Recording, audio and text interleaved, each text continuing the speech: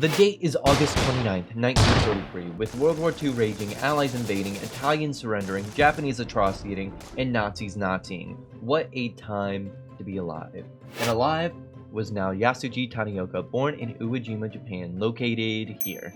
After Japan lost the war, its economy was kaput, so many people lost their jobs and went bankrupt. While this didn't last long, it lasted long enough to bankrupt Tanioka's father, forcing them to move to Tokyo, where Yasuji Tanioka became recognized early as a prodigy of making gag manga.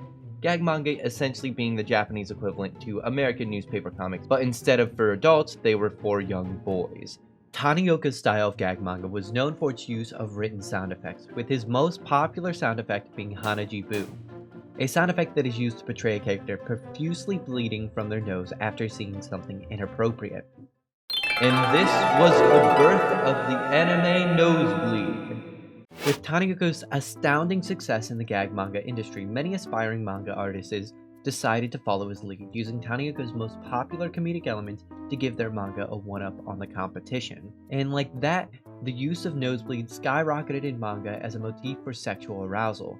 A motif is a distinctive feature or dominant idea in artistic or literary composition. It's something that makes you think of something else. Like if you hear this theme,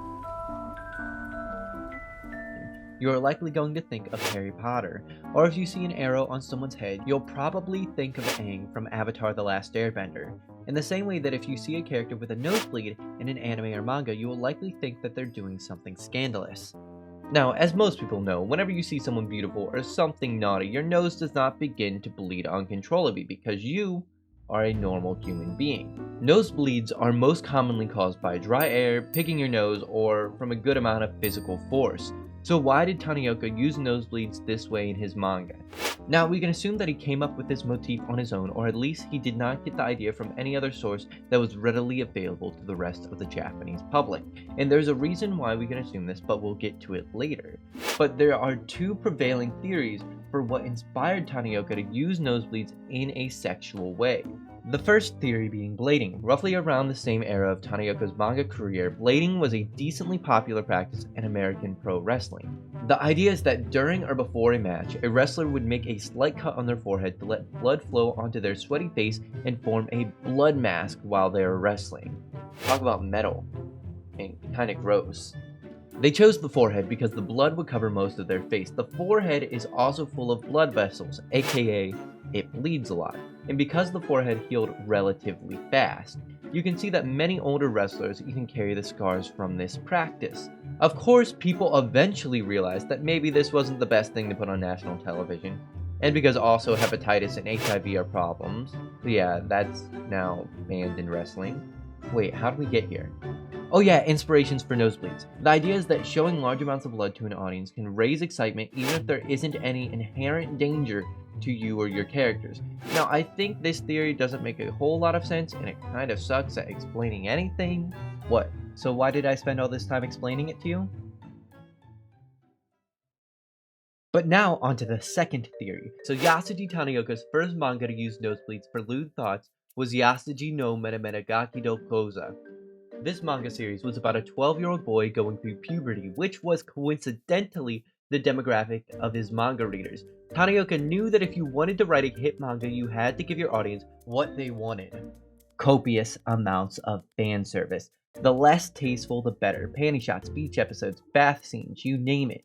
But we need to be family friendly, so we won't show this, but we will show this. Not okay for 12-year-olds. Obviously okay for 12-year-olds. Now, the fan service mangas tightrope across this dangerous line from being a manga to being the H word.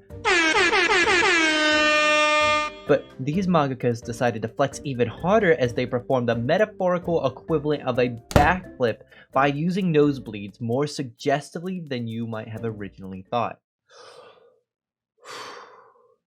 They might possibly use nosebleeds as a poor representation of ejaculation. Now, I dislike this thought just as much as the next guy, but you have to admit that this theory holds some water, as nosebleeds could never be classified as inappropriate, especially if this is your standard.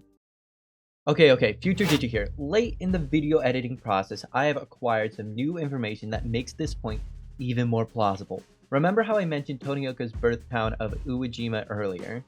Well, as it turns out, this entire town's head is in the gutter. The town is known for many things, such as its festivals and Uwajima Castle, but apparently it is also known for its sex museum and fertility shrines. Like, I can't make this up. People actually pray in front of this. So maybe little Tonioka was predestined to make one of the perviest manga tropes to ever exist. Okay, I just thought I needed to share this, but let's get back to the video.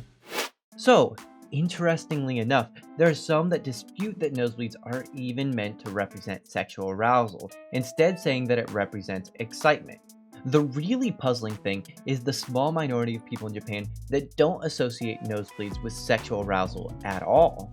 Wait, did I say small minority? I mean the large majority of people in Japan don't associate nosebleeds with sexual arousal. The whole nosebleed gag is not common knowledge in Japan, and it's an inside joke for those in the subculture of manga and anime. Go up to any random Japanese citizen and ask them why someone might have a nosebleed, and the most common answer will be something along the lines of, oh, they were punched. Because believe it or not, you can live in Japan and not read manga or watch anime. But remember how early in the video I said Yasugi Tanioka likely came up with a nosebleed gag, or at least he didn't take it from a mainstream source. I came to this conclusion because the general public doesn't know anything about it, meaning the gag likely didn't come from any other media source or form of folklore. Speaking of folklore, I still want to share one of the stories that I heard about the origin of the nosebleed motif. The idea is that back in feudal Japan, upper-class men and women were expected to live their lives separately. But men needed a way to woo or attract a partner. So when men saw a woman they were interested in walking on the other side of the street, they would forcibly give themselves a bloody nose to get the woman's attention. Not by punching themselves, but by having enough willpower that you can make your nose bleed on command. And that's it. That's the whole story. While this folklore is obviously a work of fiction, many people have theorized what the inspiration for nosebleeds in manga and anime could be, coming up with some hilarious explanations in the process. But while the exact reasons for how the nosebleed motif came to be is still unknown, we are certain that the reason that it persisted from its introduction in the 1970s to today is because both manga artists and their audience simply thought it was funny.